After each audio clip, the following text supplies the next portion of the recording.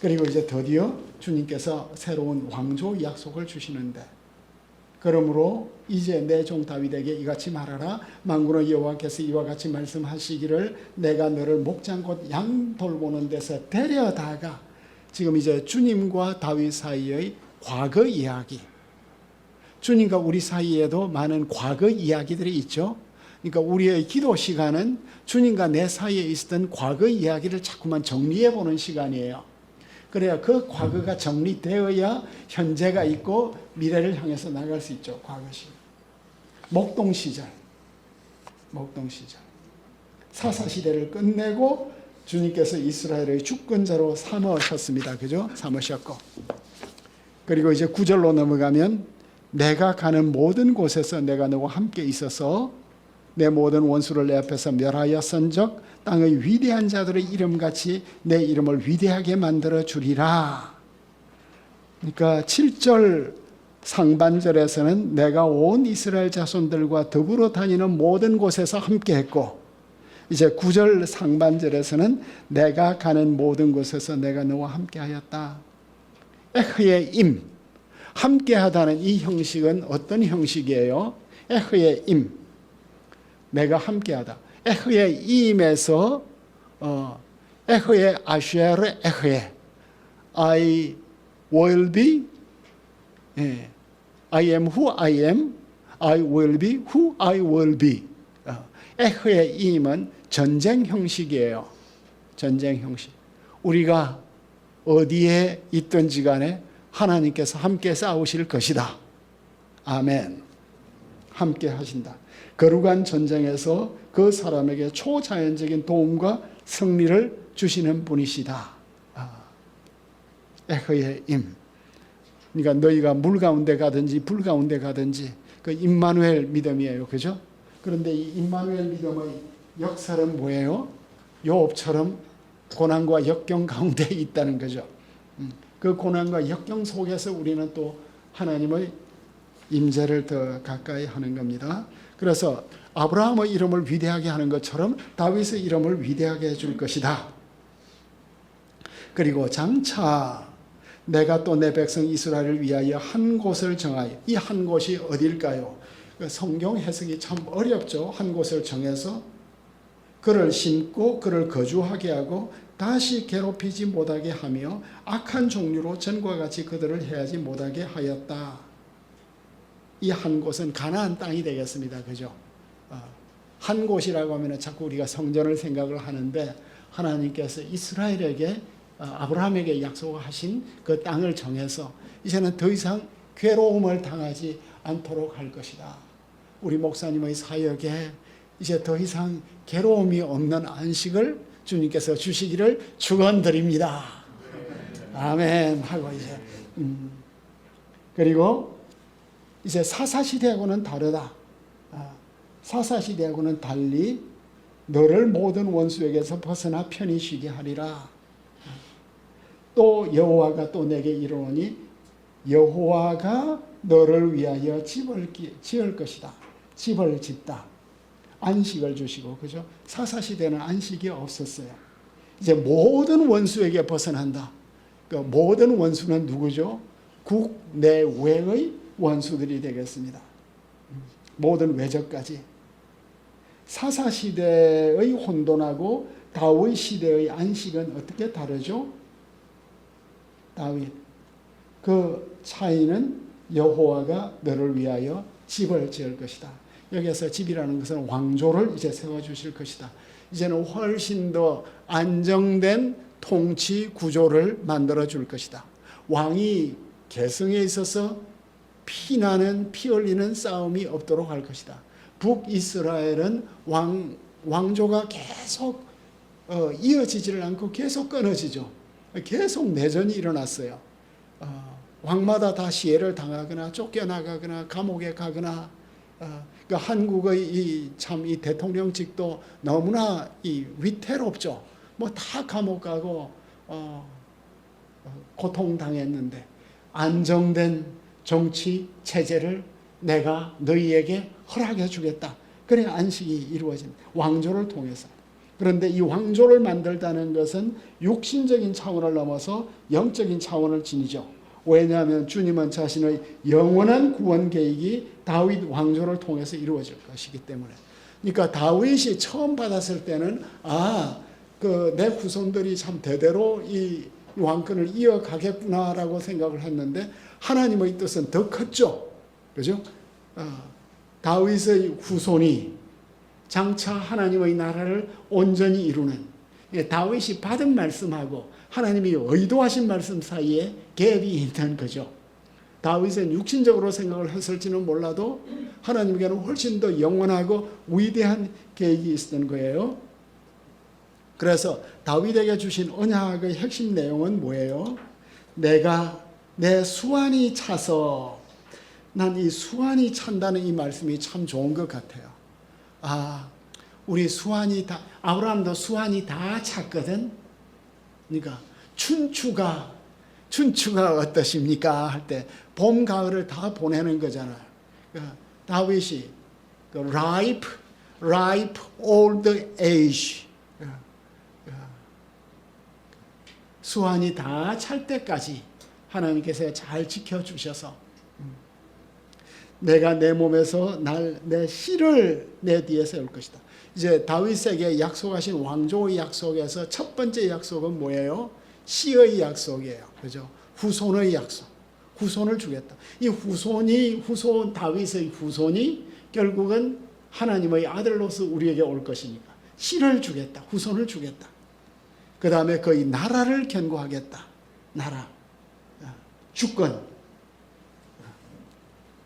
그리고 하나님께서 세울 것이다. 여기에 이제 두 가지 동사가 있죠. 세울 것이다는 하키모티, 쿰, 야쿰, 세울 것이다. 견고하게 세울 것이다. 그 다음에 견고하게 하다는 하키노티, 쿰하고 쿠운이네요. 할 것이다. 그 이제 다윗 나라를 새롭게 할 것이다. 이게 이제 성경에 보면 다윗의 씨가 바로 그리스도가 되었습니다. 그가 이제, 그러니까 여기에서 immediate fulfillment, 가까운 fulfillment는 솔로몬에게 이루어지니까 그는 내 이름을 위하여 집을 건축할 것이다. 나는 그의 나라의 왕위를 영원히 견고케 할 것이다. 영원히 견고한다. 그래서 여기 12절과 13절을 보면 내가 그의 나라를 견고하게 하리라. 나는 그의 나라 왕위를 영원히 견고하게 하리라. 12절 삼행하고 13절 이행이 짝을 이루죠.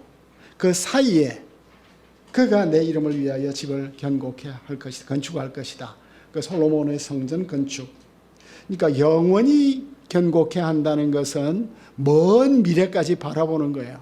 그러니까 언약은 당사자 아브라함하고 맺지만 아브라함 먼 후손까지 이어지고 모세하고 맺지만 먼 후손하고 맺어지고, 그죠? 예수님하고 맺은 새 언약은 예수님을 믿는 모든 사람들에게 영원토록 적용되는 것이 되겠습니다. 그리고 이 언약 관계는 뭐냐?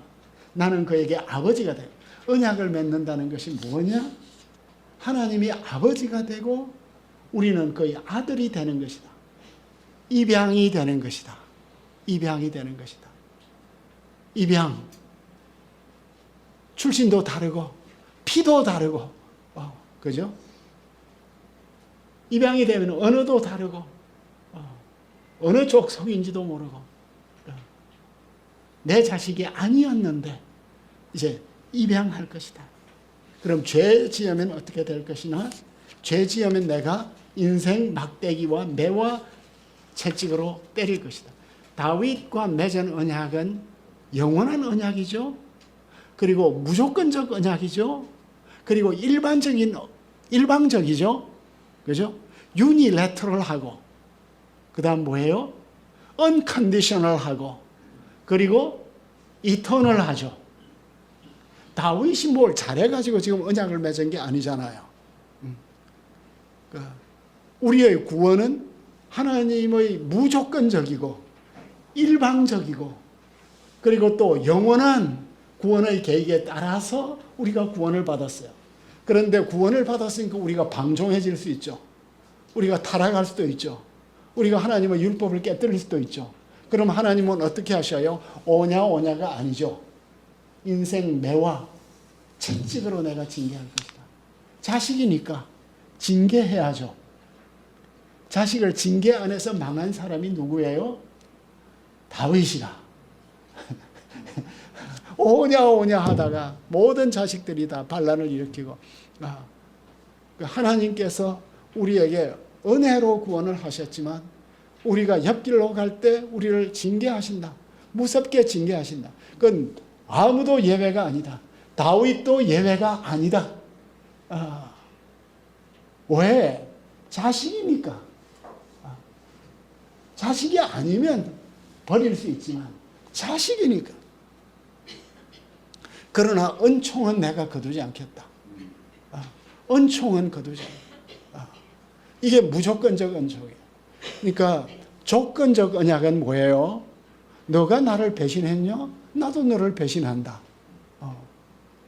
너가 내게 잘하냐? 그때 내가 잘한다. 이게 트리티잖아요. 조약. 조약 관계. 쌍방적이잖아요. 일방적이 아니고 쌍방적. 그래 이제 이 모든 계시대로 다윗에게 말했는데, 자 이제 좀 적용. 성경 이야기 이거 다 아는 이야기인데 적용을 좀 해봅시다. 첫 번째 우리가 창조 언약을 공부를 했어요. 그죠? 99쪽에. 그 웨스트민스터 신학에서 창조 언약의 내용이 뭐죠? 창조 언약의 내용이 뭐예요?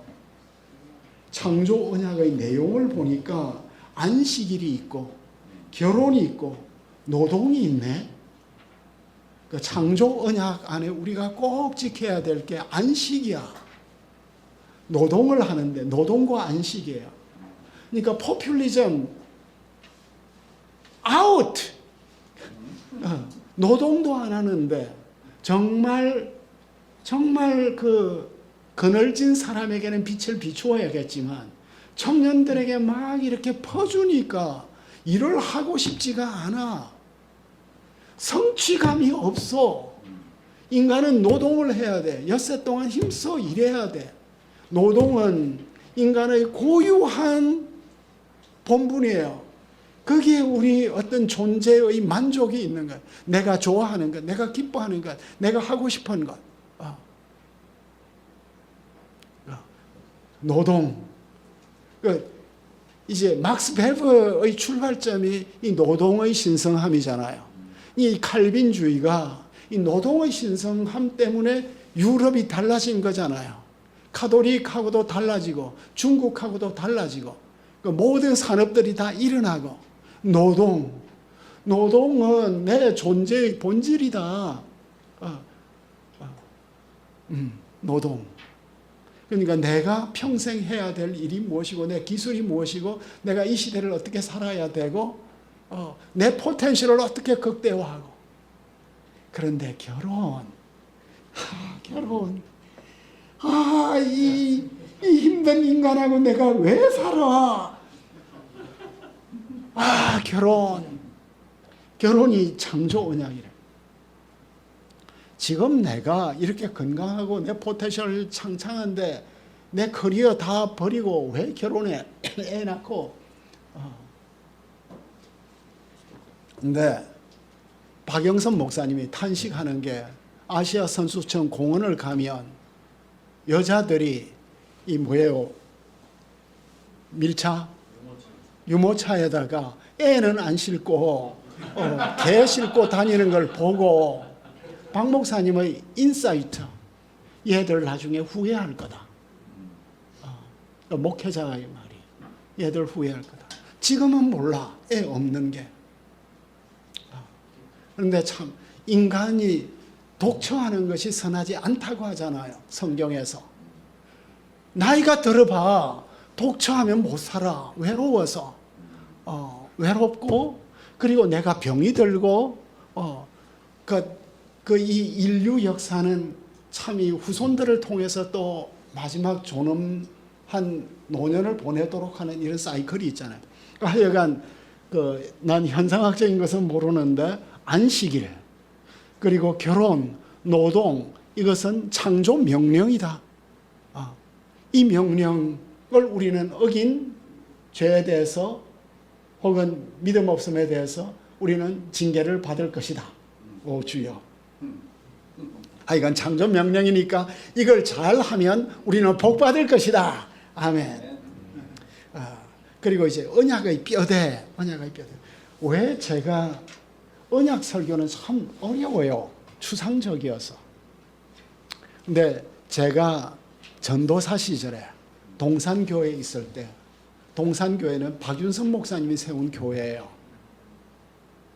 그러니까 장로님들의 그 말씀과 믿음 수준이 굉장히 높아.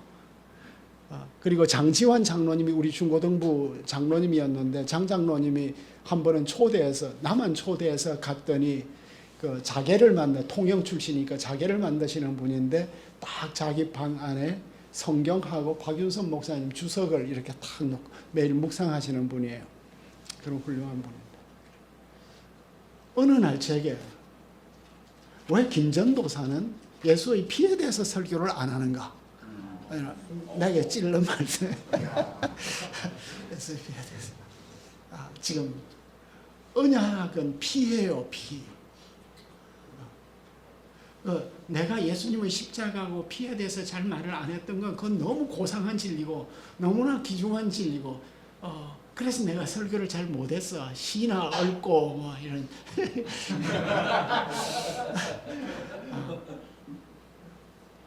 그래, 저는 땀에 대해서는 얼마든지 말하겠어요. 땀에 대해서는, 나의 땀에 대해서는, 나의 노동에 대해서는. 근데 내가 피를 흘린 적이 없잖아. 피 체험이 없는 거라. 피 체험이. 그 피는 막 냄새가 확 나는 거잖아요. 그 언약을 맺을 때 제일 중요한 게 뭐냐 하면 피를 흘리는 거예요. 짐승을 잘라서, 그죠? 두 쪽을 내어가지고 그 피가 흐르는 그 짐승 사이로 지나가는 거예요. 짐승 사이. 내가 이 언약을 안 지키면 너희 몸도 이렇게 두 쪽 날 것이다. 그러니까 언약은 뭐냐면 피로 맺은 맹세야. 피로 맺은 맹세야. 그러니까 전체 생명이죠. 그러니까 언약은 무시무시한 거라. 그러니까 우리의 구원이 확실한 것은 예수님께서 이 언약을 맺기 위해서 피를 흘렸기 때문이에요. 그러니까 그 피의 경험이, 그죠? 그 피의 경험이 우리 속에 어떻게, 그 예수님 피가 내 죄를 사하는데, 예수님 땀이 내 죄를 산다면 나는 이해하겠는데, 예수님 피가 내 죄를 씻는다. 그 피의 복음.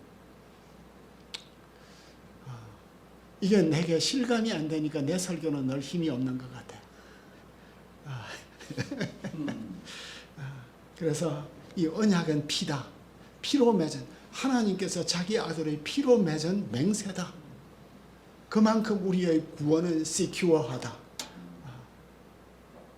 근데 이것이 어떻게 참 나에게 피 체험이 될 수 있을까? 우리 선대의 참 경건하신 분들은 그 피 체험이 있었던 것 같아요. 그리고 우리 김중건 목사님 설교를, 저희 영적 멘토는 김중건 목사님이죠. 그렇게 애절한 목사님 설교는 지금도 애절하거든. 그 애절함이 어디에서 나왔어요? 자기 아버지가 공산당, 동네 공산당이야, 그지? 그 신안에 있던 그 동네 공산당 창에 찔려 피를 흘리고 죽고, 아내도 죽고. 그러니까 우리 목사님에게는 이 피의 복음이 너무 절실한 거라. 피의 복음. 근데 나는 어떻게 그 피의 복음이 이렇게 절실하지 못해서 늘 좀 약간 휴머니즘에 빠지고 그런 모습일까. 그래서 참 이 피의 복음을 어떻게 더 깊이 우리가 체험하고 체현하고, 그러니까 스펄전은 무슨 설교를 하든지 그 순수한 복음에 대해서 그렇게 말을 할 수 있었던 것은 그런 영적 체험, 꼭 체험된 것을 다 전할 수는 없겠지만, 하나님의 진리를 우리는 다 체험할 수는 없지만 어쨌든 우리가 체험을 사모해야 되는 것 같아요. 제가 영성 수련을 할 때 이제 드디어 오순절이 와서 40일 영성 수련을 하는데 성령 강림 주일을 묵상을 하는데, 젊은 목사님이 날 보고 오순절 성령 강림 본문을 주고 하루 종일 묵상하래. 내가 오순절 성령 강림을 얼마나 잘 아는데, 그리고 이 성령 다 옛날에 받았는데 뭐 또 달라고 할까? 그래서 이제 그 웅석산, 지리산을 마주보는 산청 웅석산 꼭대기에 올라가서, 제가 이제 가는 그 꼭대기에 올라가면은 참 그 개울물이, 그 겨울철 얼음이 얼어서 이제 개울물이 속속속속 이렇게 소리를 내면서 흐르는 이곳에서 이제 어쨌든 말씀을 받았으니까 하루 종일 성령을 주옵소서, 이제 성령을 주옵소서, 성령을 하루 종일 사모했어. 옛날에 다 받은 걸 뭐 또 사모하나 이래. 드디어 저녁이 되었어요. 갑자기 와구하노 하는 거야. 와구하노. 와구하노 하는 이 말은 이거 순 경상도 액센트. 그러니까 내가 이미 서울에 오고 내 언어가 변하고 이런 경상도 액센트가 내게 완전히 사라졌어. 내가 이런 액센트를 들어본 적이 없어요. 내 어릴 때 그 액센트 그대로 확 들려가지고 내가 너무 놀랐어요. 너무 생생하게. 그래서 내가 막 웃었어. 막 웃으면서 내려왔어. 나 와구아노도 모르고 이렇게 하루 종일 구했나. 그리고 내가 졌다 하고 내려왔어. 왜 갑자기 이야기가 여기로 흘렀죠? 그러니까 생생한 체험, 우리 믿음의 선배들에게는 그런 체험이 있었던 것 같아요. 체험. 어제 AI 이야기를 했는데 이건 진짜 음성이고, AI는 왜 가짜냐? 그 방언하신 분에게 당신이 그 방언한 걸 녹음해가지고 다음에 한 번 더 물어봐라. 그럼 또 딴소리 할 거다. 다시 통역시켜봐라. 또 딴소리 할 거다. AI를 만든 사람이 너무 두려운 이유가 뭐냐 하면 AI의 답이 어떤 채널을 통해서 오는지를 몰라. 그리고 내가 물은 걸 다시 물으면 얘가 딴소리 한다.